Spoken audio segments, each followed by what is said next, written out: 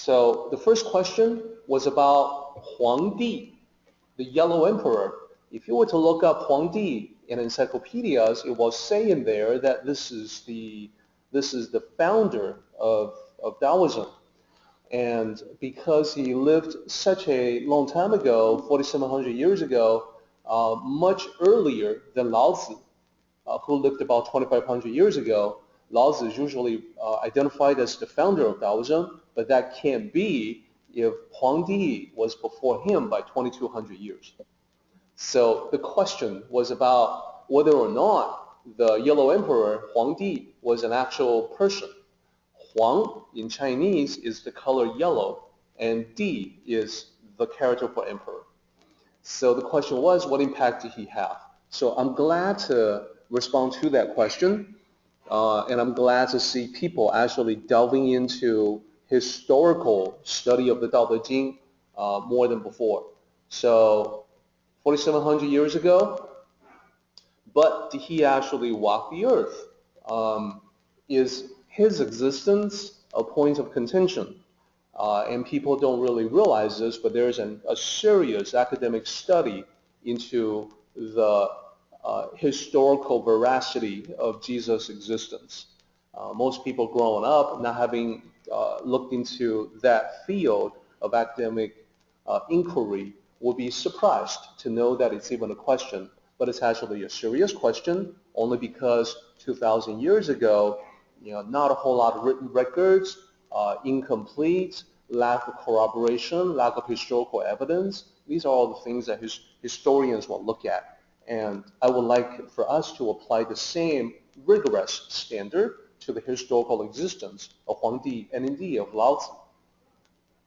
But moving on and focusing on this question, first I'll talk about what Chinese people themselves have always thought.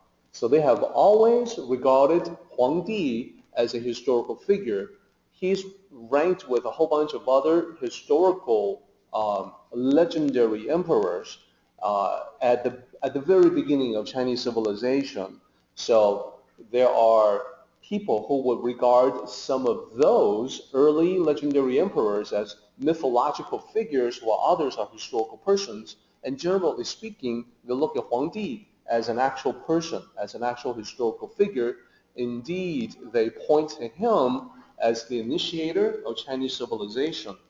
Part of that is that they heap all kinds of uniquely Chinese inventions to this person, Huang Di, saying that he's the inventor of all of them. When you look at the complete list of inventions he's supposedly responsible for, it should become obvious that no single person can really be that productive in one lifetime. So chances are he indeed was not the inventor for all of those things, and I'll talk about why in just a moment. Now, that's what Chinese people have traditionally thought, but what about the historians? Well, many historians take the opposite position. That is, they regard him to be a mythical figure, and some theorize that he was a mythological figure, a deity from mythology, if you will, that at some point in Chinese history was depicted as human, and therefore gained the status of a historical person, a historical figure, when in reality he was more of a mythological figure. So which is it? Who's right? Who's wrong? I myself have studied the issue quite a bit, so I can sort of like summarize years of study into the next slide and provide you guys with sort of a shortcut. Okay, so take a look at the only a few of the numerous inventions. So domestication of animals, oxen, horses. So this is the beginning of the agricultural society that eventually became a hallmark of ancient Chinese civilization, agriculture. And part of that was the raising and domestication of animals to be the beasts of burden. So to horses to ride on, oxen to drag carriage, etc. And there's a couple of Chinese characters here for your attention. You Xiong. So Huang Di referred to as You Xiong. You means to have or to possess. Xiong means bear. So there are legends surrounding the domestication of animals, including wild bears that were raised.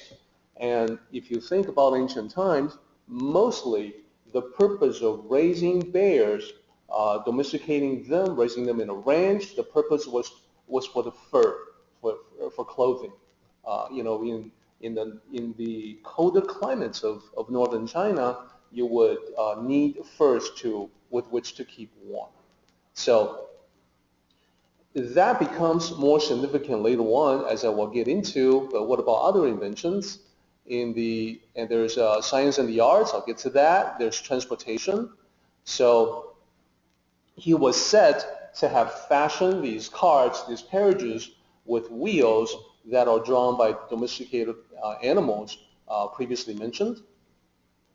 And for traveling over water, he's said to have taken tree trunks, hollowed them out to create a boat, and then use the branches as oars to maneuver on a body of water.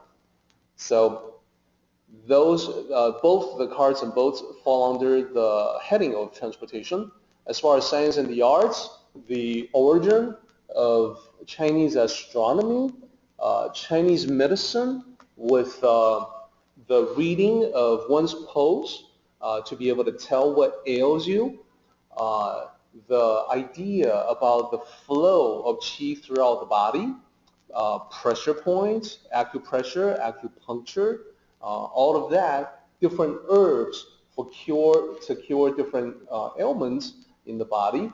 These are all supposedly have originated during the time of Huang 4,700 years ago. And as I mentioned, the founding of Taoism. So that's a small partial list, a fraction of all the inventions, but that's already a huge amount. That's a huge amount of work for any single individual.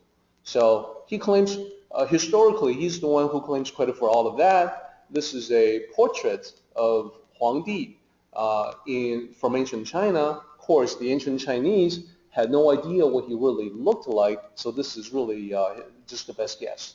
So back in those days, 4,700 years ago, as you would probably expect, no Kodak, no cameras, so that did not appear until roughly around 1700, turn of the century.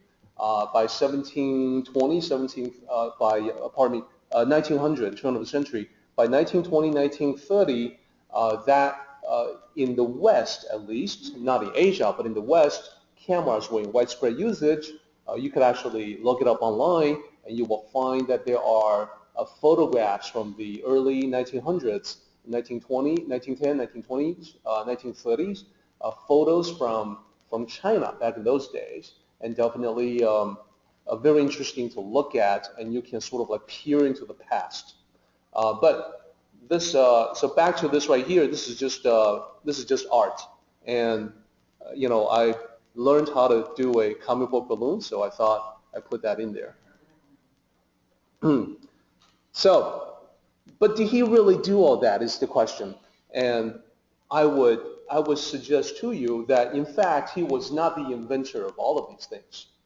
So why was he given the credit for all of that? Well, here's the likely truth. So first of all, as far as the historical existence, historians apply the same standard when they consider the historical existence of any claimed figures. So they know, for instance, that there wasn't really a Zeus. There really wasn't the sun god Apollo as a living, breathing human being.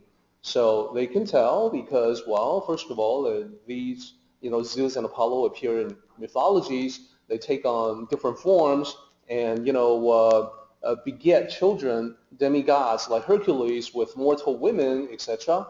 So right away, historians have a pretty good idea. Okay, these are probably fanciful inventions, confabulation, fantasies that we now recognize as mythology, and therefore were not flesh and blood human beings, although they can act as very powerful archetypes to represent certain values.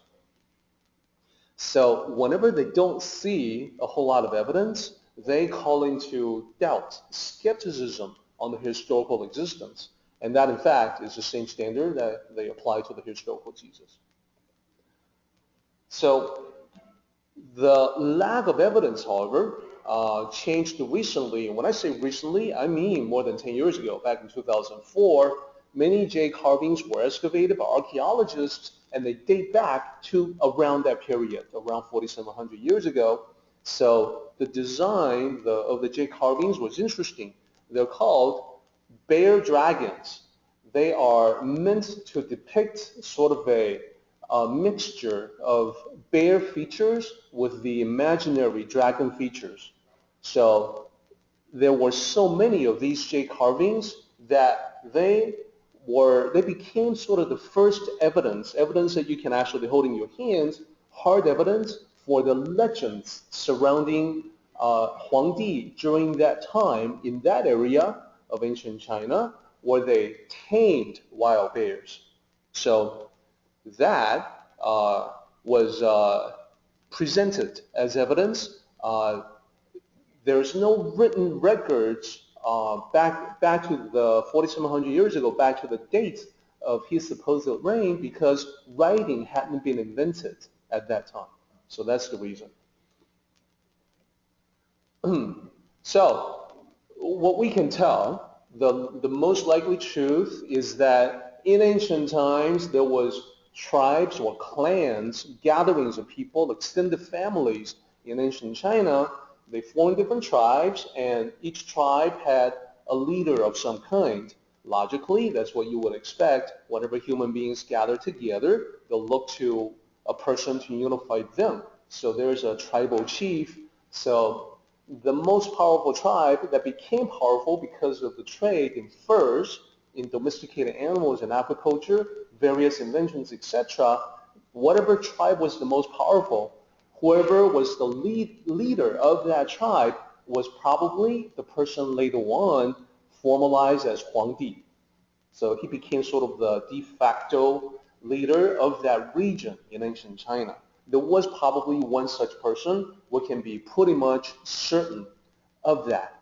We can be equally certain that he most likely did not invent everything that was claimed, but because writing did not exist back then, so imagine if you had to say, okay, Wang invented this and Li invented that, and then go, move your way down the list, and there's a whole bunch of contributions from so many different people. So most likely they would decide on a shorthand of saying that, well, that tribe invented all of these things, so the leader of that tribe is Mr. X, is Mr. Huang.